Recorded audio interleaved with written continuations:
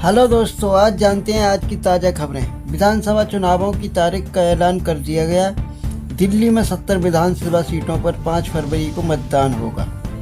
8 फरवरी को वोटों की मतगणना होगी और 17 फरवरी को नामांकन भरने की आखिरी तारीख होगी। चुनाव आयुक्त राजीव कुमार ने कहा है कि ईवीएम में किसी प्रकार की खामी का कोई सबूत नहीं मिला है। ईवीएम में किसी प्रकार का अवैध वोट नहीं डाला जा सकता है। ईवीएम मतगणना के लिए फुल प्रूफ डिवाइस है। टैंपरिंग के आरोप बेबुनियाद हैं। दिल्ली में 1,55,00,000 मतदाता हैं, जिसमें 83 लाख मतदाता पुरुष हैं, 71 लाख मतदाता महिलाएं हैं और 1261 वोट थर्ड जनरेशन के हैं। दूसरी खबर यह है, पटना में विरोध कर रहे बीपीएससी के छात्रों द्वारा सुप्रीम कोर्ट में याचिका डाली गई थी। सुप्रीम कोर्ट ने उसे सुनने से मना कर दिया। सुप्रीम कोर्ट ने कहा कि पटना हाई कोर्ट का फैसला आएगा, उसके बाद इस याचिका पर सुनवाई की जाएगी। एक बड़ी खबर पाकिस्तान से आ रही है। पाकिस्तान में 22,000 से भी ज़्यादा अधिक नौकरशाहों के पास दोहरी नागरिकता है। इसका मतलब है कि वो 2 देशों के नागरिक हैं। वह 2 देशों में व्यापार कर सकते हैं, ज़मीन खरीद सकते हैं। दोनों देशों में उनके आम नागरिक की तरह सभी डॉक्यूमेंट हैं। इसलिए पाकिस्तान के जितने भी बड़े अधिकारी हैं, सेना के जनरल, नेता, अपनी रिटायरमेंट के बाद दूसरे देशों में शिफ्ट हो जाते हैं। यह पाकिस्तान के लिए एक बुरी खबर है। कनाडा के प्रधानमंत्री जस्टिन ट्रूडो के इस्तीफे के बाद नए दावेदारों की चर्चा शुरू हो गई है। पीएम पद की रेस में 2 भारतवंशी भी शामिल हैं। पहला नाम है अनीता आनंद का और दूसरा नाम है जॉर्ज चहल का। और आगे बढ़ते हैं तो अनीता आनंद ट्रूडो मंत्रिमंडल में पहले से ही शामिल है। मौजूदा समय में परिवहन और आंतरिक व्यापार मंत्री हैं। अनीता का जन्म 1967 में नोवा स्कॉटिया में हुआ।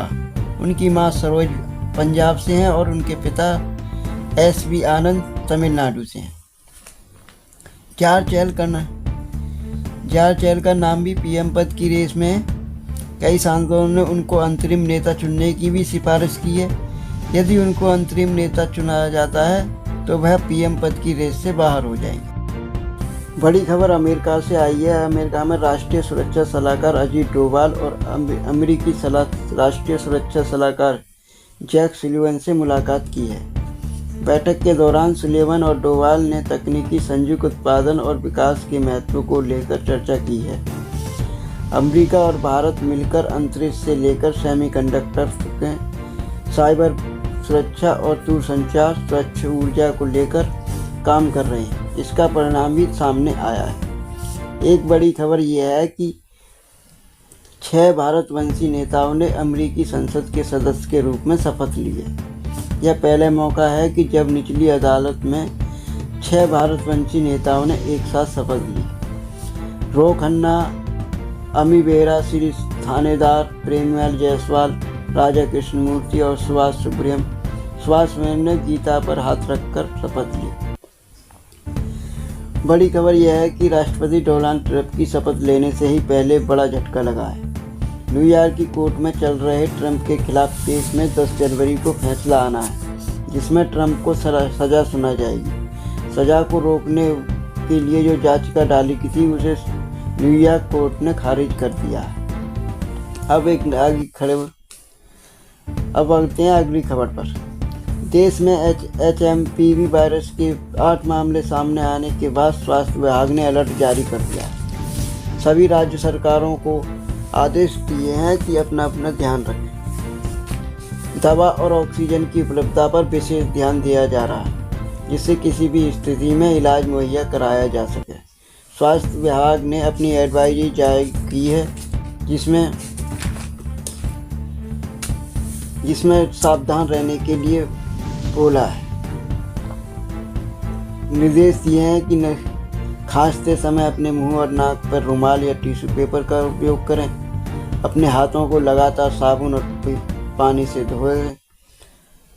अपने हाथों को सैनिटाइज करें। भीड़ भाड़ वाली जगह पर जाने से बचें। अगर आपको बुखार, खांसी, छींक आ रही है तो सार्वजनिक स्थानों पर ना जाएं। संक्रमण को कम करने के लिए अपने कमरों को वेंटिलेशन की व्यवस्था करें। अगर आप बीमार हैं तो घर पर रहें, दूसरों से ना मिलें। खूब पानी पिएं और पौष्टिक आहार लें। और क्या नहीं करना है,